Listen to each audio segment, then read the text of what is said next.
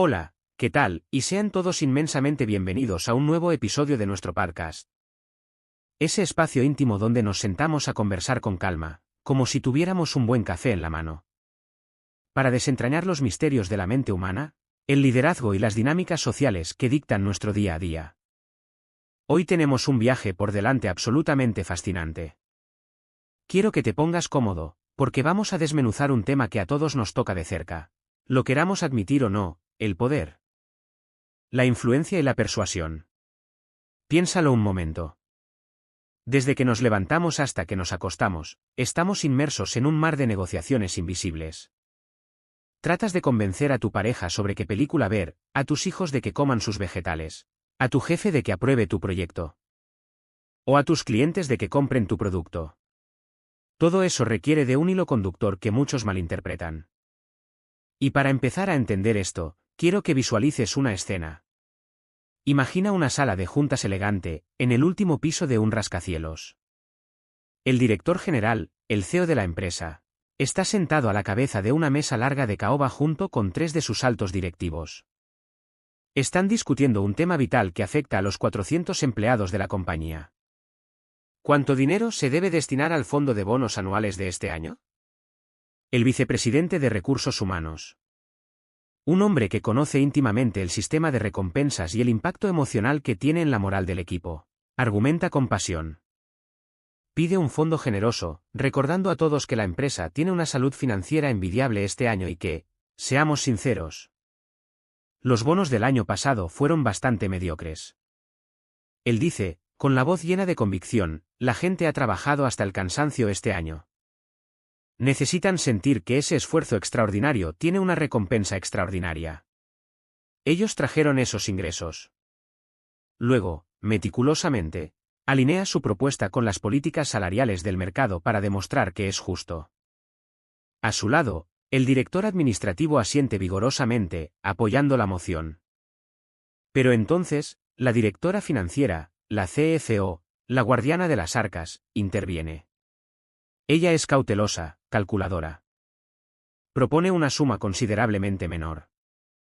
Lo interesante aquí no es solo lo que dice, sino la influencia invisible que ejerce sobre el CEO en cuestiones de dinero. Su poder de persuasión es tan fuerte que, con unas cuantas palabras bien elegidas, puede sofocar las esperanzas de sus colegas. Al final, los 4 llegan a un acuerdo. Un número exacto. Y esta decisión se enviará a la junta directiva para su aprobación final. Ahora, técnicamente, solo la junta directiva tiene el poder formal para aprobar ese gasto. Pero aquí es donde entra la magia de la influencia. La junta directiva confía ciegamente en el CEO. Si él dice que 1,8 millones de dólares es una cifra razonable y argumenta, citando a sus estrategas, que esto mantendrá la motivación sin descuidar los planes futuros. La Junta lo aprobará sin chistar. En esta pequeña historia ficticia, vemos en acción los 3 pilares de nuestro episodio de hoy: el poder, la influencia y la persuasión.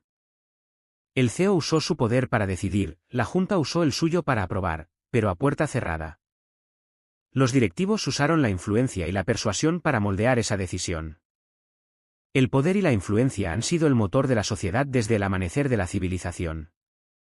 Para entenderlo en una escala épica, viajemos en el tiempo al siglo XVII, a la corte de Versalles en Francia. Hablemos del rey Luis XIV, el Rey Sol. Este hombre era el epítome del poder absoluto. Él decía, el Estado soy yo.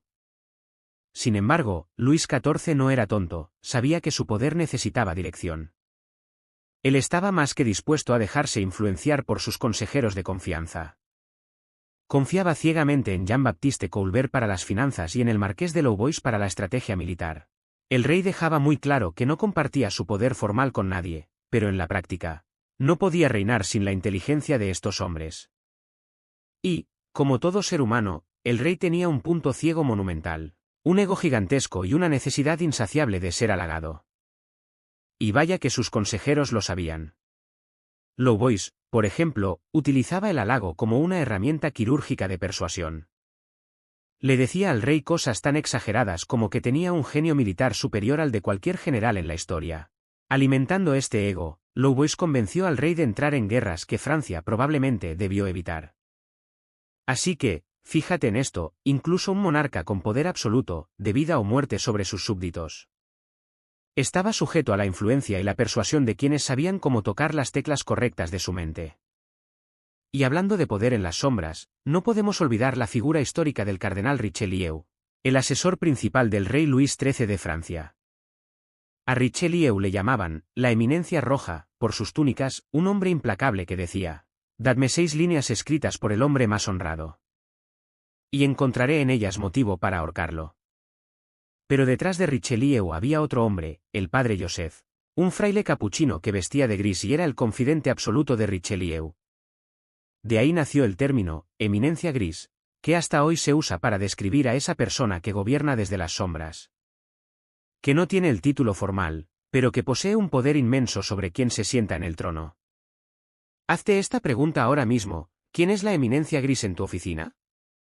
¿Quién es esa persona que quizás no es el jefe, pero a quien el jefe siempre consulta antes de dar un paso? Ahora, volvamos al presente. Las organizaciones modernas no son cortes de monarcas absolutos. El poder está fragmentado entre ejecutivos, gerentes, directores, accionistas, y regulado por leyes que protegen a los empleados. La autoridad formal sigue existiendo, claro, pero el liderazgo hoy en día está dictado por la influencia y la persuasión. Pero, ¿qué son exactamente estos términos? Definámoslos para tener nuestra base sólida. El poder es la capacidad de distribuir recursos, tomar decisiones y hacer que esas decisiones se cumplan. Muchos le tienen fobia a la palabra poder. Pero para un gerente o un líder, entender cómo obtenerlo y usarlo de manera inteligente es una habilidad de supervivencia pura. El profesor John Kotter de Harvard decía algo muy cierto: la mayoría de los trabajos gerenciales requieren que una persona gane y use el poder. Pero muchos gerentes jóvenes y brillantes fracasan estrepitosamente porque no entienden la dinámica del poder. Se niegan a ensuciarse las manos y no cultivan el instinto para ejercerlo. Por otro lado, la influencia es la extensión del poder. Es la habilidad a través de la cual usas ese poder para cambiar el comportamiento o la actitud de otra persona, pero sin forzarla ni darle órdenes directas. Es poder envuelto en guantes de seda. Como diría don Vito Corleone en El Padrino, le haré una oferta que no podrá rechazar. La influencia puede ser ejercida por alguien sin ningún tipo de autoridad oficial. Todos, desde el pasante hasta el presidente, necesitan entender cómo influir en colegas, jefes y subordinados. Y finalmente, la persuasión. Está ligada a la influencia, pero es un proceso comunicativo. No es coerción. Es el arte de presentar tus ideas de tal manera que el otro decida, por voluntad propia, cambiar o reafirmar su actitud. Quien domina la persuasión tiene una ventaja injusta en la vida: puede vender ideas, productos o simplemente hacer que su visión se convierta en realidad. Habiendo establecido esto, adentrémonos en el primer gran bloque de nuestra charla de hoy: la necesidad absoluta del poder. En muchas culturas, la palabra poder nos produce escalofríos. Nos imaginamos a tiranos, a corruptos, a figuras históricas nefastas como Hitler o regímenes opresivos. Pensamos inmediatamente en la famosa cita del historiador Lord Acton en 1887: el poder tiende a corromper. Y el poder absoluto corrompe absolutamente. Este miedo está tan arraigado en nuestra psique colectiva que miramos con muchísima desconfianza a cualquiera que busque poder abiertamente. Como señalaba la académica Rosabeth Moss-Kanter, vivimos en una hipocresía corporativa. Los que tienen poder lo niegan. Los que lo quieren fingen que no les interesa, y los que conspiran para conseguirlo lo hacen en absoluto secreto. Por este miedo al poder, nuestras sociedades democráticas han creado sistemas intrincados para limitarlo. Piensa en la Carta Magna de Inglaterra en 1215, cuando los nobles obligaron al rey Juan a limitar su autoridad, sentando un precedente histórico. Piensa en los padres fundadores de los Estados Unidos, que se rompieron la cabeza diseñando una constitución llena de pesos y contrapesos para evitar que una sola facción acumulara demasiada fuerza, creando una carta de derechos para proteger al individuo. Pero, a pesar de todo este miedo legítimo, aquí hay una verdad incómoda: ninguna sociedad, ninguna empresa, ningún grupo humano puede sobrevivir sin poder. Un gobierno necesita poder para recaudar impuestos y mantener las calles seguras. Si la policía no tuviera el poder de hacer cumplir las leyes de tránsito, conducir sería un caos mortal. Y en tu empresa, si la junta directiva y los gerentes no tuvieran el poder de establecer estrategias, contratar, despedir o asignar presupuestos, la organización colapsaría en semanas. Reconociendo esto, permitimos que ciertas personas tengan poder, siempre y cuando lo usen dentro de las reglas y para un fin legítimo. En el contexto de tu oficina, tener poder significa que puedes aprobar aumentos de sueldo, asignar recursos a proyectos importantes, acceder a información clasificada, resolver conflictos entre departamentos y eliminar los obstáculos que frenan a tu equipo. Es imposible ser un líder efectivo sin un gramo de poder. Irónicamente, aunque la gente dice odiar el poder, en el fondo, los empleados desesperadamente quieren trabajar para un jefe poderoso. Un jefe con poder institucional puede protegerte, puede darte visión, puede conseguirte las herramientas que necesitas para triunfar. Trabajar para un jefe sin poder es como estar atrapado en un barco sin timón. Te frustras porque tu jefe no puede defenderte de otros departamentos ni conseguir presupuesto para tus ideas. Incluso se ha demostrado que los jefes sin poder tienden a ser más tiranos y microgestores, siendo duros y dictatoriales en cosas pequeñas e insignificantes porque es el único control que sienten que tienen. Déjame contarte la historia de William para ilustrar esto. William era un analista de mercado brillante en una empresa de tecnología. Durante 6 años, su talento y su capacidad para trabajar con otros departamentos lo hicieron ascender a director de investigación de mercado. Tenía influencia, un presupuesto sólido y un equipo de 5 personas altamente motivadas. Todo este poder estaba respaldado por su jefe, Harold, el vicepresidente de ventas, quien creía firmemente en los datos duros. Pero un día, Harold se jubila. Su reemplazo es Tony, una mujer que forjó su carrera en las ventas directas puerta a puerta y en las relaciones personales con los clientes. A Tony no le importaban los datos ni la investigación formal de mercado. De la noche a la mañana, el presupuesto de William fue recortado en un 20%. Perdió su influencia.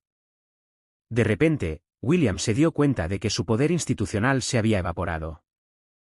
Ya no tenía proyectos emocionantes para su equipo, ni formas de recompensarlos. La moral se desplomó. Sus subordinados, que antes lo veían como un mentor, dejaron de buscar su consejo. Se convirtió en un gerente ineficaz, paralizado, incapaz de impactar su entorno. Nadie quiere ser William, y ningún empleado ambicioso quiere trabajar para él. Es una lección brutal de que el poder rara vez viene garantizado solo por el título en tu tarjeta de presentación. Necesitas constantemente nutrir las dependencias que tienes con los demás. Y esto nos lleva a un concepto vital, la dependencia. Cuando alguien asciende por primera vez a un puesto de gerencia, suele cometer un error de novato. Creen que el nuevo título les da el poder mágico de decir, haz esto, y que el mundo obedecerá. Pronto se dan cuenta de que no son los dueños del universo.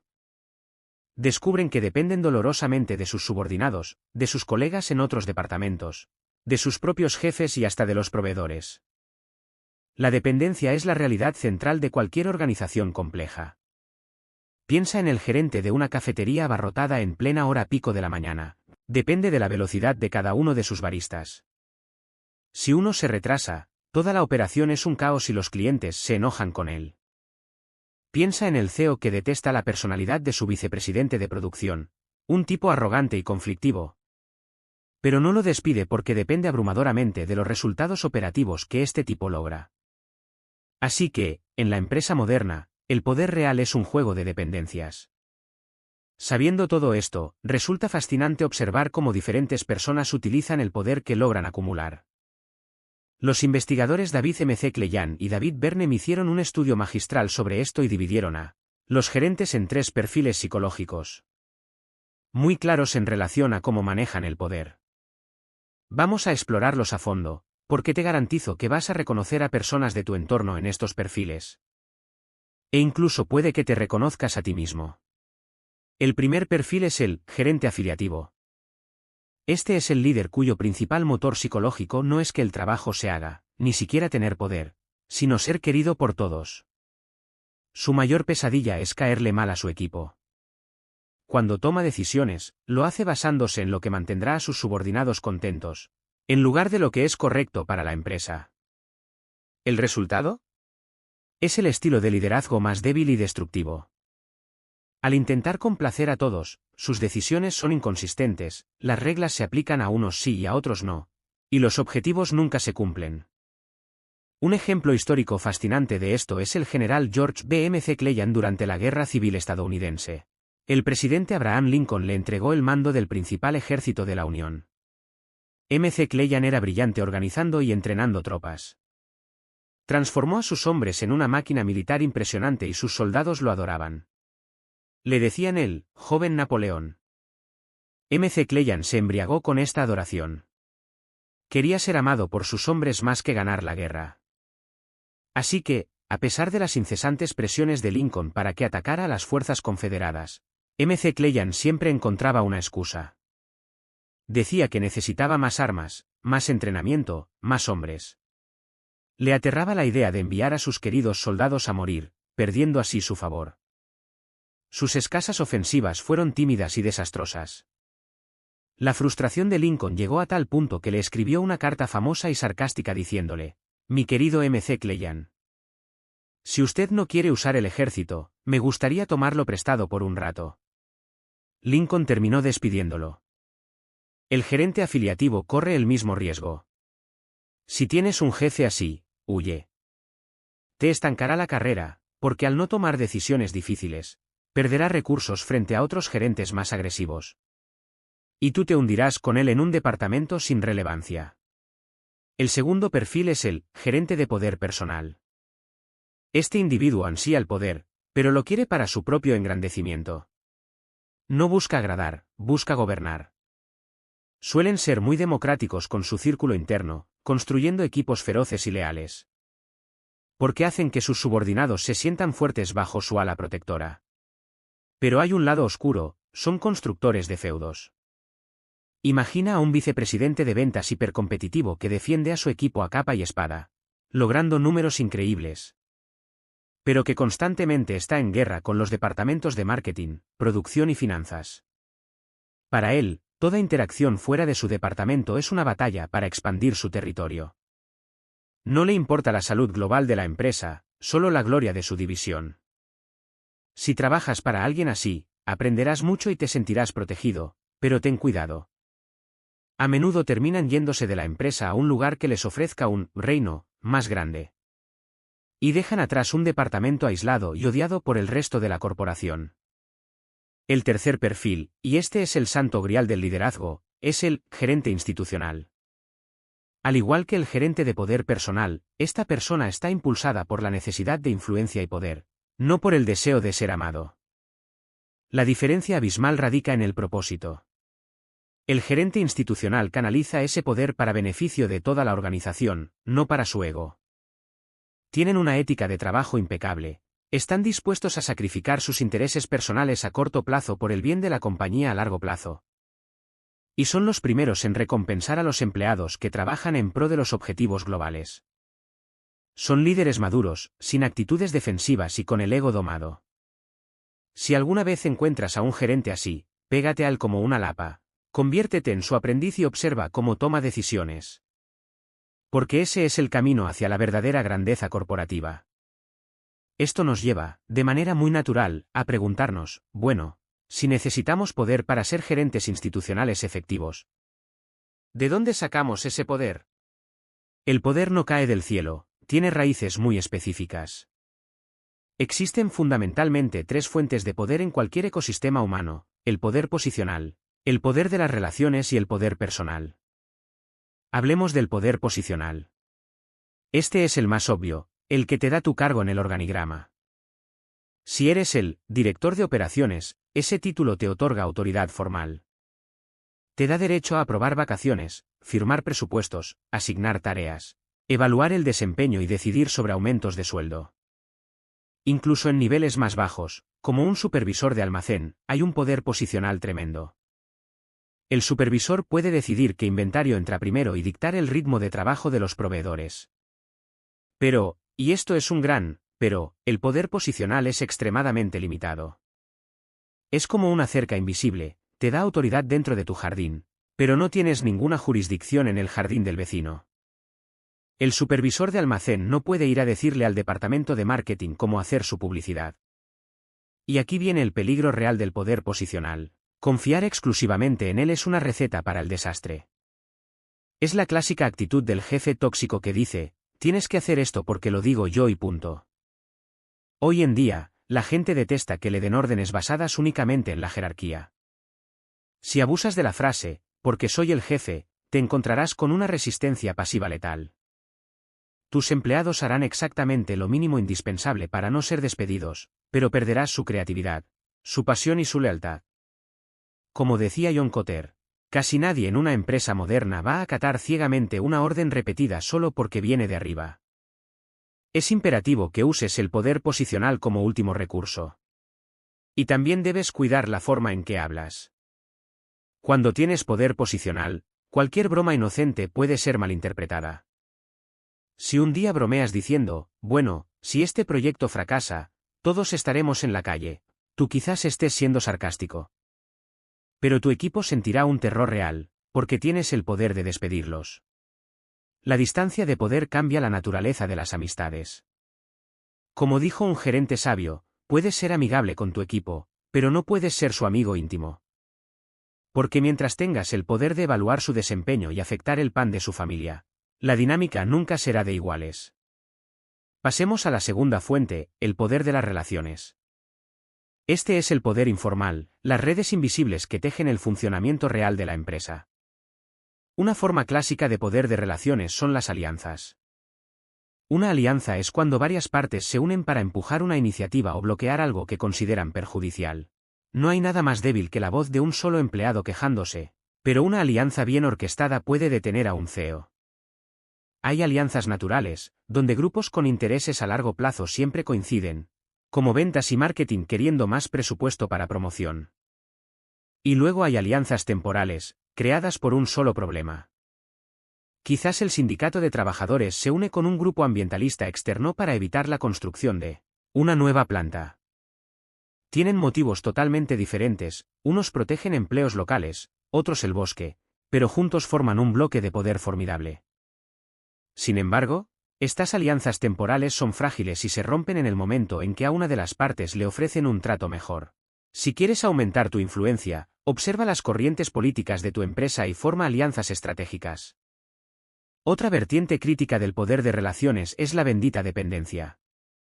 Ya hablamos de esto, pero veámoslo desde la perspectiva medieval. En la Europa de la Edad Media, el sistema feudal era una red de dependencias absolutas. El campesino dependía del señor feudal para que los caballeros lo protegieran de los bandidos. A cambio, el señor feudal dependía del trabajo del campesino para comer y financiar su castillo. El señor feudal dependía de un conde mayor, y a su vez le debía lealtad militar. Todo el sistema funcionaba porque cada uno necesitaba algo del otro. Tu oficina es exactamente igual, solo que hemos cambiado las espadas por hojas de Excel y correos electrónicos. Tu meta, estratégicamente hablando, es analizar tu red de dependencias. ¿De quién dependes tú para hacer bien tu trabajo? Y, más importante aún, ¿quién depende de ti? Haz una lista. Si descubres que dependes abrumadoramente del director de sistemas de información para obtener datos de ventas, y que este director es un cuello de botella que retiene la información para sentirse poderoso, tu poder está severamente comprometido. Tu misión debe ser reducir esa dependencia, tal vez creando un sistema de datos independiente para tu departamento. Por el contrario, debes buscar maneras de aumentar la dependencia que otros tienen sobre ti. Si el departamento de cuentas por cobrar necesita que tú, el gerente de ventas, intervengas con los clientes morosos porque ellos no contestan las llamadas de contabilidad, adivina qué, contabilidad ahora depende de ti. Esa dependencia se convierte en capital político. La próxima vez que necesites un favor de finanzas para aprobar una línea de crédito arriesgada para un cliente nuevo e importante, podrás cobrar ese favor. Es el arte puro de la reciprocidad. Y hablando de reciprocidad, este es un principio psicológico universal. Cuando tú le haces un favor a alguien, creas una deuda invisible. Tarde o temprano, esa deuda debe ser pagada. Es un libro de contabilidad mental donde anotas tus cuentas por cobrar. Si eres un fanático del cine, piensa en el inicio de la novela y la película El Padrino. Don Vito Corleone recibe a la gente en el día de la boda de su hija. Escucha sus lamentos, los ayuda a resolver problemas que la policía no puede arreglar. No pide dinero. Solo pide amistad y la promesa de que algún día, quizás, pedirá un favor a cambio. A través de miles de pequeños favores, Corleone construyó un imperio de lealtades absolutas. Salvando las distancias y eliminando la ilegalidad, los grandes operadores políticos en las empresas hacen exactamente lo mismo. Ayudan a un colega a terminar una presentación a medianoche, le ceden un espacio en el estacionamiento, le pasan información valiosa. Siembra favores estratégicamente, pero ten cuidado de no ser el tonto útil. Ayuda a aquellos que tienen la capacidad, el peso político y la decencia moral para devolver el favor cuando más lo necesites. Llegamos así a la tercera y más fascinante fuente, el poder personal. Este es el poder que emana de quién eres, no de qué cargo tienes ni a quién conoces. Es el poder que te queda cuando te quitan el título, el presupuesto y tu lista de contactos. Es la suma de tu conocimiento, tu carisma, tu elocuencia, tu integridad y tu capacidad de comunicar una visión. Imagina a un ingeniero llamado Philip en una planta manufacturera en los años 80. No es el jefe, pero es el primero en entender el potencial de las computadoras para optimizar la línea de producción. Su entusiasmo es contagioso. Se pasa horas explicándoles a sus compañeros y a sus jefes cómo esta tecnología va a revolucionar su forma de trabajar. Su experiencia y su visión brillante lo convierten en el líder no oficial del proyecto. Cuando Philip habla, todos callan y escuchan. O pensemos en el legendario W. Edwards Deming, el genio estadounidense de la gestión de calidad. En los años 30 aprendió control estadístico. Durante la Segunda Guerra Mundial, enseñó a los estadounidenses a producir armamento con 0 defectos. Pero cuando la guerra terminó, la industria estadounidense, embriagada de victoria y de un mercado cautivo, ignoró a Deming. Volvieron a producir en masa, sin importar la calidad. Deming, un hombre sin ningún poder institucional en Estados Unidos, fue invitado a un Japón devastado por las bombas atómicas. Los japoneses, desesperados por reconstruir su economía, escucharon con devoción a este estadounidense. Deming les enseñó que la calidad lo era todo. Los ingenieros y gerentes japoneses confiaron ciegamente en su conocimiento profundo. Aplicaron sus principios religiosamente, y para los años 70. Empresas como Toyota y Honda estaban destrozando a la industria automotriz estadounidense con productos infinitamente superiores. El poder personal de Deming, basado pura y exclusivamente en su conocimiento y su integridad, literalmente transformó la economía de una nación. No fue hasta los años 80 que los estadounidenses lo trajeron de vuelta y lo trataron como un mesías. Si quieres aumentar tu poder personal, conviértete en un experto indiscutible en algo valioso. Pule tus habilidades de oratoria. Sé absolutamente confiable y mantén una energía y resiliencia a prueba de balas. Hasta este punto, hemos hablado de cómo acumular el combustible, que es el poder. Pero el combustible almacenado en un tanque no sirve para nada. Necesita ser quemado en el motor para generar movimiento. Ese proceso de usar el poder para generar movimiento se llama influencia. Kim Barnes lo resumió perfectamente: el poder es lo que tienes, la influencia es lo que haces. Es muy tentador usar el poder de manera directa y contundente, especialmente cuando tienes prisa. Despide a Juan, cancela ese proyecto, corta el presupuesto a la mitad. A veces, usar el poder directo es necesario, especialmente en tiempos de crisis extremas. Cuando una empresa está a punto de quebrar, no hay tiempo para hacer retiros espirituales ni buscar consensos asamblearios. Necesitas un líder que tome el timón y dé órdenes drásticas. Históricamente, las democracias suspenden ciertas libertades y centralizan el poder durante las grandes guerras porque la supervivencia exige acción inmediata.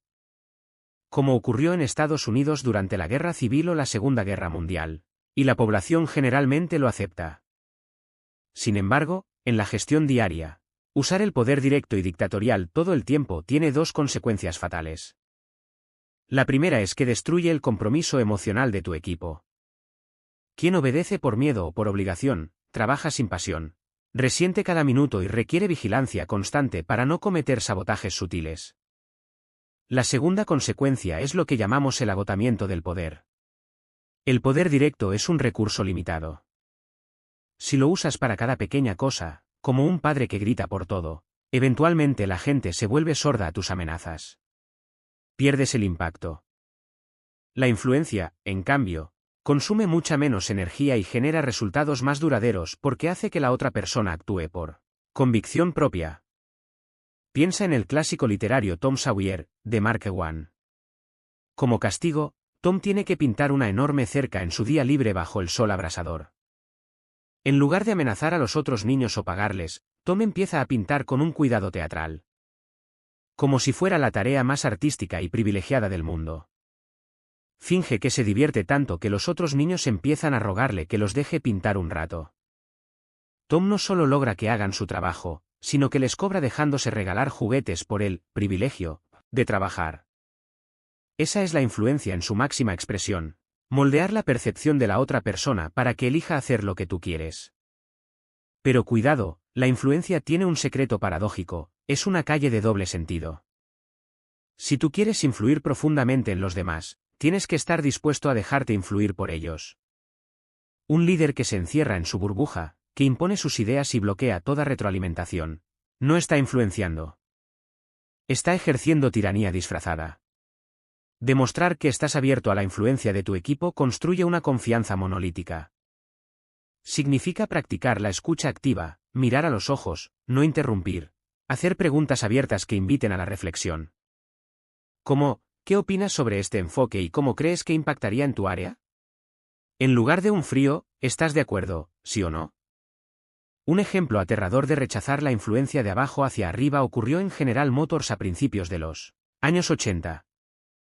Los ejecutivos de alto nivel se negaron a escuchar a sus propios gerentes de control de calidad, quienes les advertían desesperadamente que los autos japoneses estaban capturando el mercado porque su calidad era abrumadoramente superior. La arrogancia de la cúpula directiva, su negativa a ser influenciados por la cruda realidad que sus técnicos les presentaban, les costó años de pérdidas masivas de participación de mercado. Tu capacidad de influir se mide por lo que llamamos tu esfera de influencia. Imagina un mapa geopolítico durante la Guerra Fría. Estados Unidos y la Unión Soviética tenían esferas de influencia claras basadas en la cercanía geográfica, los acuerdos económicos, la ideología y el apoyo militar.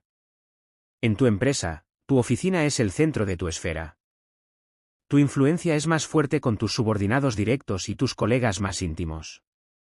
A medida que te alejas hacia otros departamentos, oficinas en otros países o la alta dirección, tu influencia se debilita. Para expandir este territorio, puedes usar la táctica del intercambio de divisas organizacionales, un concepto popularizado por Cohen y Bradford. Esto significa que para conseguir cooperación, tienes que ofrecer algo que la otra persona valore profundamente. Puede ser apoyo técnico, cederles una sala de reuniones que controlas, compartir información anticipada, darles reconocimiento público en una junta importante, o simplemente ofrecer escuchar sus problemas. Para que esto funcione, necesitas un nivel alto de empatía para descubrir qué es exactamente lo que la otra persona valora. Porque lo que es oro para ti, puede ser chatarra para ellos. Ahora, permíteme adentrarme en las trincheras y explicarte 3 tácticas concretas y poderosas para ejercer influencia, cuando estás en el fragor de la batalla corporativa. La primera es el enmarcado, o como defines la perspectiva del problema. El enmarcado es la lente a través de la cual obligas a los demás a ver la realidad. Hace décadas, la conversación sobre armas nucleares se enmarcaba en una carrera armamentista entre 2 superpotencias hiperracionales. Hoy, el problema se enmarca como el terror de que grupos radicales u oscuros obtengan tecnología sucia. Es el mismo objeto, un arma, pero el marco cambia completamente la emoción y la estrategia. En los negocios, dominar el marco es dominar el debate. Imagina a un gerente llamado David en una editorial. Propone publicar una masiva colección de 10 volúmenes para preparar a vendedores de la bolsa para sus exámenes de certificación. En la junta, el vicepresidente de finanzas lo ataca inmediatamente por los costos de producción y la baja tasa de retorno inicial. El director de ventas le cuestiona el precio. David se da cuenta de que si deja que la conversación se mantenga en el marco de los costos a corto plazo, su proyecto está muerto. Así que David cambia el marco de manera dramática. Dice: señores, esta no es una discusión sobre un solo libro ni sobre los márgenes del primer trimestre. Esta es una propuesta sobre si vamos a tener la valentía de romper el molde de los últimos 10 años y abrir un canal de venta directa al consumidor final, eliminando a los intermediarios que se comen nuestras ganancias. Es como la invasión de Normandía en la Segunda Guerra Mundial: el primer día costó sangre y recursos. Y si los aliados solo miraban la pérdida de ese día, debieron quedarse en Inglaterra. Pero ese día abrió la puerta a la victoria total. Al invocar Normandía, David cambió el marco de gasto a inversión histórica y crecimiento expansivo. Los directivos dejaron de preguntar sobre los costos de impresión y empezaron a discutir cómo dominar ese nuevo mercado. La segunda táctica es el uso quirúrgico de la información. Los datos incontestables pueden desarmar las posturas más atrincheradas. Imagina un pueblo dividido en una guerra civil política. Por un lado, los golfistas y desarrolladores quieren talar un bosque municipal para expandir el campo de golf local de 9 a 18 hoyos, argumentando que el campo actual genera $250,000 al año, dinero que financia computadoras para las escuelas. Por otro lado, los ambientalistas gritan que perder ese bosque es un crimen ecológico. Ambas partes están gritando en idiomas diferentes, unos hablan de dinero, otros de árboles. Están en un punto muerto absoluto. Hasta que un ciudadano común, utilizando la táctica de la información, hace una auditoría independiente. Descubre que el campo de golf actual parece rentable solo porque el ayuntamiento está pagando en secreto la factura del agua, el mantenimiento y las pensiones de los jardineros desde un fondo general, sin contabilizarlo en las finanzas del campo de golf. En la realidad, el campo de golf está perdiendo dinero a manos llenas, y la expansión planeada endeudaría a la ciudad por 20 años. Al publicar esta información cruda y objetiva en el periódico local, el debate terminó al instante. El marco emocional fue destruido por el peso de la información pura. Recuerda siempre el caso Watergate. Un robo encubierto derrocó al presidente de la nación más poderosa del mundo, Richard Nixon. Simplemente porque una fuente anónima llamada Garganta Profunda le entregó la información correcta a los periodistas Woodward y Bernstein. ¿Quién controla la información real? Controla el tablero de ajedrez. La tercera táctica es la influencia a través de la experiencia, del conocimiento técnico profundo. En la modernidad, el conocimiento es tan vasto que nadie puede saberlo todo. Hace 300 años, un erudito podía aspirar a haber leído casi todo el conocimiento acumulado de Occidente. Hoy, se publican decenas de miles de libros al año solo en áreas especializadas.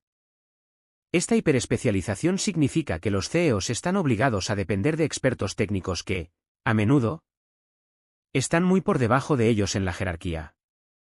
Piensa en Fred y Cynthia, dos genios de la programación que fundaron una pequeña empresa de tecnología brillante. Saben codificar servidores en sueños, pero no tienen idea de finanzas, planes de jubilación o impuestos. Contratan a George, un joven con un MBA. En 6 meses, George organiza una línea de crédito vital, diseña un plan de pensiones y establece una estrategia a 5 años. Rápidamente, la influencia de George en la empresa se vuelve más poderosa que la de los propios fundadores. Porque él posee el mapa del tesoro corporativo que ellos no pueden leer. Tu experiencia técnica te da un asiento en la mesa donde se toman las decisiones de millones de dólares. Simplemente porque los que tienen el dinero necesitan desesperadamente que alguien les traduzca el mundo moderno. Entramos ahora en la dimensión final y más refinada de este viaje, la persuasión. Como vimos, no se trata de dar órdenes. Persuadir es el proceso de guiar a otra persona u otro grupo a adoptar, de buena gana, una actitud o un curso de acción. La persuasión tiene 4 pilares inquebrantables, y si falla uno, la estructura colapsa. El primer pilar es la credibilidad. Si no confían en ti, da igual si tu idea es la cura para el cáncer, no te escucharán. Es el cuento del pastorcito y el lobo. Mintió tantas veces gritando que venía el lobo para reírse de los aldeanos, que cuando el lobo real apareció y se comió a sus ovejas, nadie acudió a su desesperado llamado. Había destruido su credibilidad. La credibilidad es una ecuación simple, confianza más experiencia. La confianza se gana siendo honesto, admitiendo los puntos débiles de tu propia propuesta, cumpliendo tus promesas a rajatabla, manteniendo la confidencialidad absoluta cuando alguien te confía un secreto, y demostrando que no buscas solo tu beneficio. Si promueves a un subordinado estrella para que crezca en otra área de la empresa, a pesar de que eso debilita tu propio equipo a corto plazo, la gente dirá, este líder pone el bienestar de las personas por encima de su agenda personal. Esa reputación es invaluable. La experiencia, por su parte, se demuestra investigando obsesivamente antes de hablar, citando fuentes respetables, ejecutando proyectos piloto pequeños para probar tus teorías en la vida real, y hablando el lenguaje técnico de tu industria con naturalidad, sin parecer pedante. El segundo pilar de la persuasión es entender a tu audiencia. Imagina a una vendedora de libros de texto universitarios llamada Sharon. Su misión es convencer a una universidad de que adopte su manual de introducción a la administración. En teoría, suena fácil, ir a hablar con el comité de 5 profesores que enseñan la materia. Pero si Sharon es astuta, hará un mapa de poder. Descubrirá a los tomadores de decisiones, el comité, a las partes interesadas, los alumnos que pagarán el libro, y a los influenciadores. Sharon investiga y descubre las corrientes subterráneas de la política académica. Se entera de que el miembro más joven del comité siempre vota igual que el profesor viejo, una eminencia a punto de jubilarse. También descubre que otro profesor del comité, Trimble, ha escrito artículos académicos con el autor del libro de la competencia. Alerta de conflicto de intereses. Y por último, descubre que el decano de la facultad, Harvard, no está en el comité, pero es quien enseña el curso avanzado que le sigue. Por lo que tiene un interés fanático en que los alumnos lleguen con las bases correctas, y tiene una influencia masiva sobre todos ellos. La campaña de persuasión de Sharon tiene que ser una coreografía delicada, abordando los miedos de Trimble, rindiendo homenaje al profesor viejo para ganar al profesor joven, y asegurando al decano que el contenido es el adecuado. Tienes que cartografiar las mentes de los que quieres persuadir. ¿Es una audiencia hostil? Encuentra un terreno común, usa el humor, resalta cómo ambos ganan. ¿Son neutrales? Dales 3 beneficios claros e irrefutables con pruebas concretas. ¿Son desinteresados? Enséñales cómo su mundo empeorará si ignoran tu propuesta. Además, debes adaptar tu mensaje a su estilo cognitivo de toma de decisiones. Si tu jefe es un pensador analítico, llévale hojas de cálculo densas y proyecciones a 5 años. Si es un escéptico, desconfiado, llévale avales de firmas externas respetadas y permítele que ataque tu idea para que sienta que tiene el control. Si es un seguidor, muéstrale cómo la empresa rival ya está haciendo esto con éxito y simplemente invítalo a seguir la tendencia segura. El tercer pilar es construir un caso sólido y racional. Apelar a la mente. Utiliza estructuras lógicas. Muestra el problema sangrante y luego ofrece tu solución como un vendaje perfecto. Si te enfrentas a una audiencia escéptica, usa el argumento de 2 caras. Expón tú mismo las críticas que sabes que te van a hacer y destrúyelas lógicamente antes de que ellos puedan abrir la boca. Esto los desarma por completo. Aporta pruebas abrumadoras, testimonios de clientes furiosos o satisfechos, estadísticas impactantes. Pero ojo, los números crudos aburren a los muertos. Tienes que personalizar los datos. En lugar de decir, el 40% de los gastos están inflados, mira a tu equipo a los ojos en la junta y di: 4 de cada 10 personas en esta sala están exagerando sus reportes de gastos. Siente cómo el aire sale de la habitación. Eso es impacto. Y fundamentalmente, responde siempre a la emisora de radio que todo ser humano escucha en su cabeza. QHM, ¿qué hay para mí? Resalta los beneficios, no las características. A la gente no le importa que un nuevo sistema de software tenga encriptación militar de 256 bits.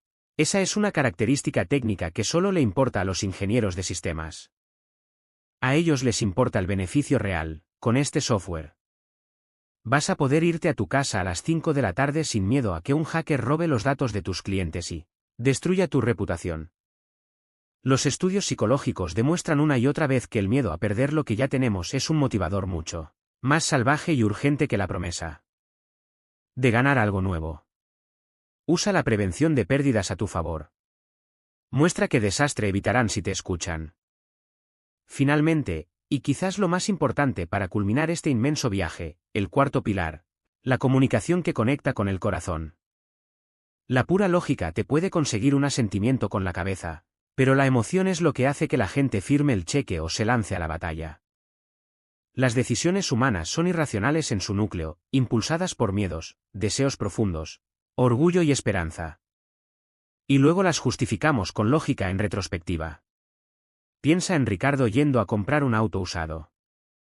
Se para frente a un BMW oscuro, huele el cuero del interior, pasa la mano por el volante frío.